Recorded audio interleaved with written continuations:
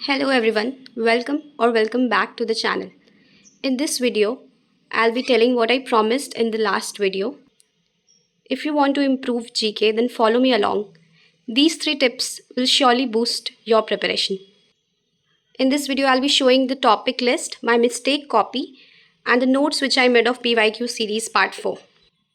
अगर आप ये तीनों फॉलो करते हैं and you are consistent with that then trust me GK का मार्क्स बहुत ज़्यादा ईजिली इंप्रूव होने लग जाएगा.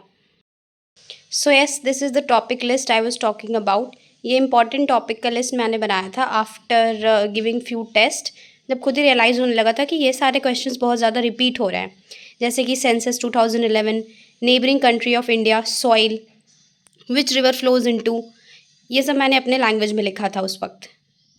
तो ऐसा आप अपने अकॉर्डिंग भी बना सकते हो. विच टॉपिक यू फाइंड कि इससे बहुत ज़्यादा क्वेश्चंस रिपीट हो रहे हैं. For example as you can see in polity, fundamental rights, fundamental duties, important जो अमेंडमेंट्स हुए, इवन अमेंडमेंट से एक क्वेश्चन डायरेक्ट एग्जाम में आया भी था. Then part 5 of the constitution, schedules, DPSP, these are very very important and which I found repeating. फिर science में भी सिमिलरली ये सारे जो टॉपिक्स हैं ये सारे रिपीट हो रहे थे. Miscellaneous as you can see, gharana, award given, singers, classical, folk dance, songs, instruments, important organisation, books and authors. और परमार सर की इन सारे टॉपिक्स पे भी अलग अलग वीडियोज़ भी है. If you want to see you can check it out. और फिर हिस्ट्री में ये सारी चीज़ें रिपीट हो रही थी. और यू कैन सी कि ये कितनी पतली सी ये कॉपी है 10 रुपये वाली क्लासमेट की. इसको आई यूज़ फॉर दोज टॉपिक्स जिसको कि हम बार बार रिवाइज करने पे भी भूल जा रहे थे. तो इसको हम इसमें नोट कर लिया करते थे और फिर time to time obviously you have to come back to it. I use this copy for analysing my English mistakes as well as you can see. ये मेरे जीके की मिस्टेक वाली कॉपी है which I told you about. So this was October 5 and I scored 106 for the first time.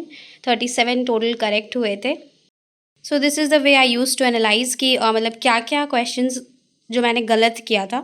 और फिर जब हम उसको याद कर लेते थे मतलब बार बार रिपीट करके, तो फिर उसके बाद उसको हाईलाइट कर लेते थे in order to separate the topics. उसके बाद एज यू कैन सी कि मार्क्स बहुत ज़्यादा ही फ्लक्चुएट होता रहता था. जैसे कि एक दिन 90 आया था, फिर उसके next day in the test I use to give ऐसे प्रॉपर एनालाइज करके ऐसा एक ही टेस्ट देते थे. फिर उसके बाद ऐसे नॉर्मली सेक्शनल टेस्ट बहुत सारा जब मन किया तो दे दिया. Similarly as you can see and I wrote why do I make mistakes because of the facts I don't know about, lack of revision. 115 out of 150 I got one time, then 108 out of 150. So now you have got the idea कि किस तरीके से I used to analyze. और ये बहुत ज़्यादा actually काफ़ी ज़्यादा हेल्प किया था. That is why I am sharing. कभी कभी इसमें ही इंग्लिश का भी आई यूज़ टू राइट, एकोमोडेशन का spelling and everything and anything. I will show you my notes. So this is the entire notes which I made from the day 1 itself. Question number 1 से ऐसे करके start करा था. और ये पूरा का पूरा PYQ सीरीज़ पार्ट 4 का नोट्स है. ये काफ़ी ज़्यादा लंबा गया था.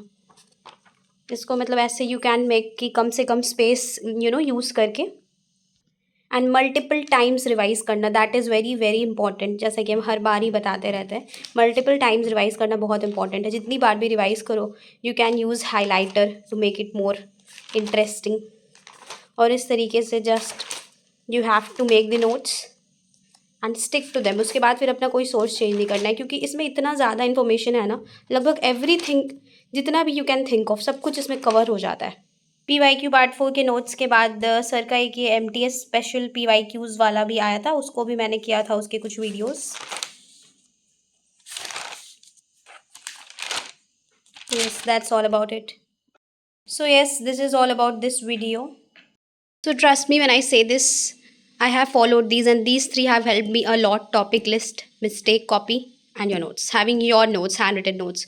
और बुक्स तो मैंने कुछ भी ऐसा नहीं फॉलो किया था जीके के लिए. बट एज ऑफ नाउ अभी परमार सर की एक फैट मैन और एक लिटिल बॉय 2 बुक उनकी आई है and I have reviewed them. वो काफ़ी ज़्यादा अच्छी है. You can use if you want. और नोट्स भी सर का ही रहेगा और फिर उसमें हेल्प हो जाएगा काफ़ी ज़्यादा एक ही टीचर का अगर दोनों चीज़ रहेगा तो.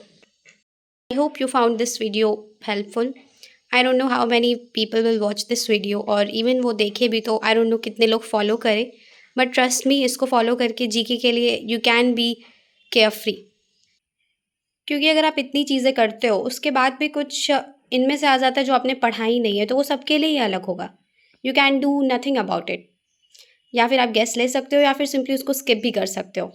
For example if I talk about me, तो मैंने 17 क्वेश्चंस गलत किया था, और जितना भी उस टाइम पे ऐसे तो तुक्का सही हो जाता था, पर उस एग्ज़ाम वाले दिन में कुछ भी तुक्का ऐसा वर्क नहीं किया था। तो 2 क्वेश्चंस छोड़ा था, 17 क्वेश्चन करेक्ट हुआ और बाकी के गलत हुए, तो ओवरऑल 45 मार्क्स मेरा रॉ आया था जीके में। तो इन MTS exam I would say कि अपने इंग्लिश को इतना ज़्यादा इम्प्रूव करने की कोशिश करो, बिकॉज जीके में तो एज़ यू कैन सी हमेशा का वही हाल है, सारे एग्ज़ाम्स में कुछ भी इसमें आ सकता है। और इन द लास्ट वीडियो एक क्वेश्चन किसी ने पूछा था कि डेट्स कैसे याद करें। So if I talk about my self, तो डेट्स तो याद करना सबके लिए बहुत मुश्किल होता है, मेरे लिए भी था। तो मैं वही सारे डेट्स याद किया करती थी। फॉर एग्जाम्पल जो मॉडर्न हिस्ट्री का हो गया और बैटल ऑफ पानीपत, इस टाइप का जो एकदम सिग्निफिकेंट इंपॉर्टेंट चीज़ें हैं जो बहुत ज़्यादा रिपीट हो रही है, जिसको जानना ऑब्वियसली हर एग्ज़ाम के लिए बहुत ज़्यादा इंपॉर्टेंट है, तो वो सब तो याद करना मस्ट था। वो ऐसे ही खुद ही याद हो जाएगा, जितनी बार आप रिवाइज़ करोगे और वो बार बार PYQs में देखोगे तो वो याद हो जाएगा। बट PYQ सीरीज़ में ही परमार सर ने बहुत सारा ऐसा भी डेट लिखवाया था। फॉर एग्जाम्पल टेलीविज़न बना तो वो कब कौन से ईयर में बना, और फिर इस तरह की चीज़ें, मतलब जो बिल्कुल भी रेलेवेंट नहीं लगती थी, बिल्कुल भी ऐसा लगता था कि इतना ज़्यादा कैसे याद होगा, काफ़ी मुश्किल सा लगता था वो सब। तो उसको आई यूज़ टू स्किप, उसको एंटायरली स्किप ही कर देते थे। जैसे कि टेलीविज़न किसने बनाया और माइक्रोफ़ोन किसने बनाया, उसके इन्वेंटर को याद कर लिया, बट कब बनाया ये काफ़ी ज़्यादा मेरे लिए हो जाता था। तो ये सब चीज़ों को स्किप ही कर देते थे कि अगर उससे आया भी तो और भी सारे क्वेश्चंस होंगे, वो अटेम्प्ट कर लिया जाएगा, और वो सब काफ़ी कम ही रिपीट होता था। सीजीएल में आ भी जाता था, सीजीएल का if I use to give sectional test, पर एमटीएस में उस टाइप का नहीं आता था यूजुअली PYQs में। So yes, you can take a little bit risk in that, क्योंकि द थिंग इज़ कि आपको स्मार्टली पढ़ना है। यू डोंट हैव टू कि सब कुछ एकदम सारा कुछ ही रट ले रहे हैं, उससे क्या होगा कि लास्ट में सब कुछ मिक्स हो जाएगा in your brain. So you don't need to do that. Selectively पढ़ो, जितना भी पढ़ो उसको रिवाइज़ करते रहो, क्योंकि जो इम्पॉर्टेंट चीज़ें हैं अगर आप उसको ही बहुत अच्छे से रिवाइज़ कर लोगे, उससे ही 25 क्वेश्चंस आते हैं टोटल, तो उसमें से मान लो कि 20 क्वेश्चंस भी if you are confident about 20 questions, और फिर इंग्लिश में तो है ही, इंग्लिश में तो 23-24 मिनिमम सही होना ही चाहिए। ओके। तो जो बहुत ज़्यादा मुश्किल लग रहा है, द पॉइंट इज़ कि जो बहुत ज़्यादा मुश्किल लग रहा है, जो एकदम लग रहा है कि बार बार याद करने के बाद भी आप भूल जा रहे हो, उन सारे डेट्स वगैरह को लेकर के परेशान नहीं होना है। फॉर एग्जांपल करंट अफेयर्स को लेकर भी आई वाज बिल्कुल एकदम कि नहीं, इसको नहीं करना है, क्योंकि करंट अफेयर्स एसएससी में क्या ही पूछा जाता है, वो करंट होता ही नहीं है actually. So I would end this video. That was all about GK.